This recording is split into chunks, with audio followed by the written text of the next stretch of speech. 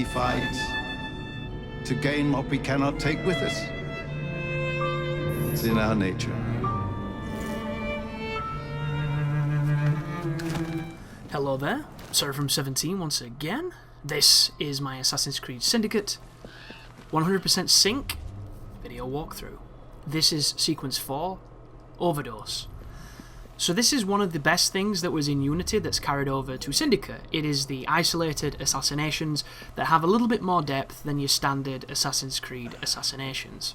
And if you remember the very first game, you did a lot of menial tasks to get enough information on a target, and then you went and assassinated him. And usually, he'd move around his environment completely, surrounded by dudes, and you had to find the most opportune moment to kill him, and then you just ran away like an idiot with everybody chasing you. It was kind of what the game was.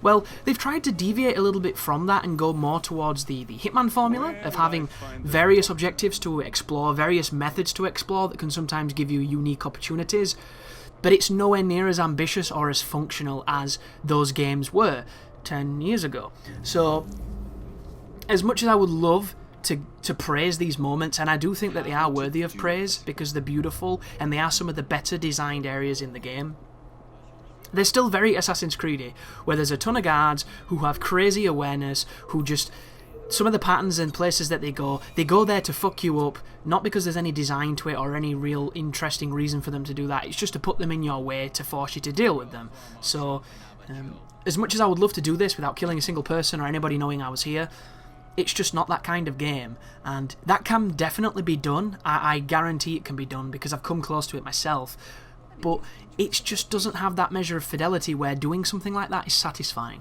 Like, look at this. I can't talk to this woman until I identify that I can talk to this woman by pushing an analog, and it does this arbitrary, weird, white screen bullshit. And just then, it favoured the guy in the distance over her when I pressed it, because that's just how the game works. Very strange. But if you talk to the nurse, she's going to tell you that somebody's nicked her key. What's the matter? And getting to the key, he goes up into a room and then he comes down the stairs, and that's pretty much his pattern. But there's a couple of dudes in the way, so I'm going to clean up some guys here to make it a little bit easier. Once again, you don't have to. In my practice run, I was able to take that dude's key without anybody getting in my way. But the pattern here was way off than what I had that time, because somebody'd kind of seen me and moved out of positioning, and it made it a lot easier. So what can you do in this situation? You can kill people, you can use the whistle to distract, you can use smoke bombs to distract, you can use a whole bunch of different things.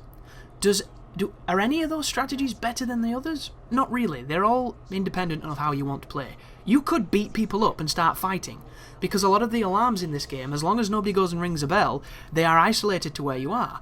So if you just want to go straight up Marquis of Queensberry and kick some ass with your knuckle duster, you can do that. It's entirely up to you. But because I like stealth games, and I want Assassin's Creed to be as good as Splinter Cell is at stealth, I'm always going to try to be quieter, but sometimes it just doesn't work. Like, this guy found a body, he's in the way, so I'm going to get rid of him. And if you watch, I just comboed the dude's face in, nobody heard. So, you literally can do that if you want to. Then I whistle, but he kind of saw me. And because there's no real indication of when you're in shadow and when you're not in shadow, I move over here to try and get in cover. I wanted to go inside this booth, but he won't go inside for some reason. And then this guy's going to come over here, and I'm probably going to throw a knife at him. Or he's going to get shivved. But it worked either way. So, there's me pressing an analog.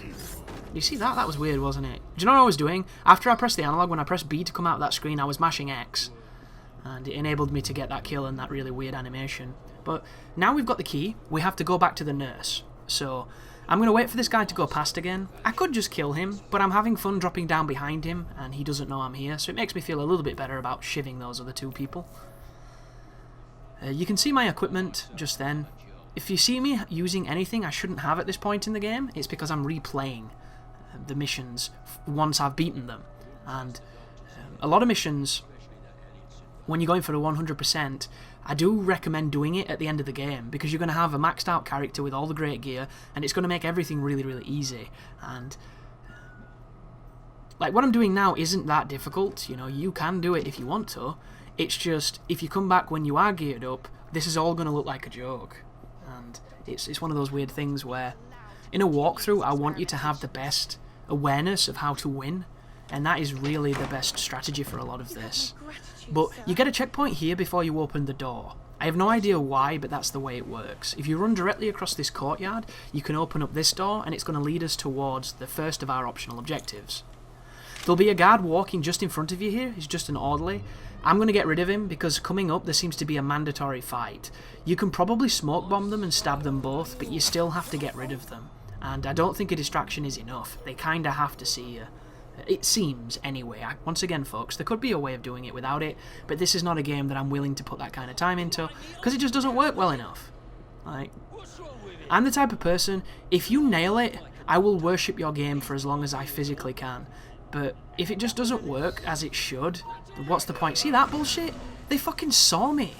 I was behind them. Like, I agree with peripheral vision in games, but there is no way that guy saw me then. It just doesn't make sense. I'm in a stealth profile, I have upgraded statistics for stealth, and he just flicks his head and boom, he's seen me.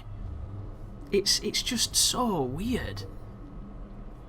And I wish it wasn't. I wish that it was like Metal Gear Solid 5, or it was like Splinter Cell, or it was like Dishonored. I wish a lot of things, but it just isn't. And you've got to go with it. Like, there's a reason why stealth in sandbox games isn't fun pre-Metal Gear Solid 5. Because it's just not done well enough. It's never done well enough. Not even GTA can make the stealth feel great. It's okay, but it isn't great. And then all the other ones that try it, it's just a recipe for those janky open world bullshit moments. Like, there are sections on this game where you can get to an objective, and if you have an entire gang of people chasing you because you ran through a borough that you weren't supposed to be in, it doesn't just instance the world again and give you that checkpoint. It has that entire fucking gang kicking your ass when you spawn in. Like, it's just so many weird janky moments. And it's going to affect missions too. You're going to see me chase a carriage that never moved, and I'm just going to jump in it. You're going to see me, like, a group of people trying to beat me up in a cutscene, and then I've finished the mission. All kinds of weird scripting moments. Like this one, where I'm going to do a bit of editing, and I'm going to skip all the cutscene here, so I just shiv this dude. So wait for the cutscene to end and press X, then you'll stab him in the face. If you wait too long, he'll see your boots, and you will fail. So there he goes, nice comb over bro.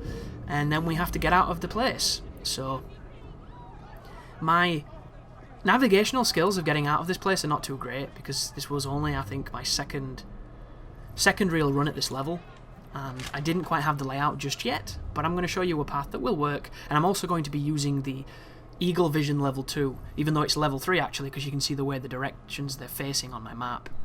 This guy shouldn't move, but I've seen him move. I know that sounds like a contradiction, but normally he's always there. On one of the attempts, he moved and he was walking around. No idea what triggers it, no idea why. Once again, it's Assassin's Creed. That door was normally open on my practice run. This time it wasn't. I couldn't tell you why. Just one of those weird moments. And instead, I'm going to climb up here and I'm going to jump out the window. I want to go down, but of course, he wants to go up. Always combating each other. And I'm just going to run outside of the red circle, and that's the end of the mission. We turned off the generator by fighting those people, so no more electric therapy. And we didn't fire a bullet, so that's both of the 100% challenges. And that's the end of one of the first real assassinations of the game. So thank you for watching, and you take care now.